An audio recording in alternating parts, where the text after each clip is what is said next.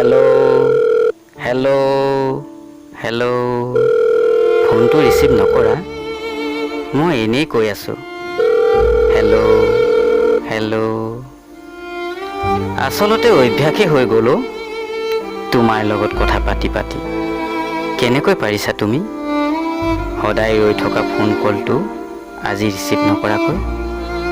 মানিছোঁ কিন্তু তোমাকো, ইমান কৈছোঁ এবাৰ ৰিচিভ কৰা ফোনটো, এবাৰ। নুবুজা ন এখন হৃদয় যে তোমাক কিমান বিচাৰে। সঁচা পাৰিছা তুমি? মোৰ যদি ভুল নহয় তুমি নোৱাৰা মোৰ ফোন ৰিচিভ নকৰাকৈ থাকিব।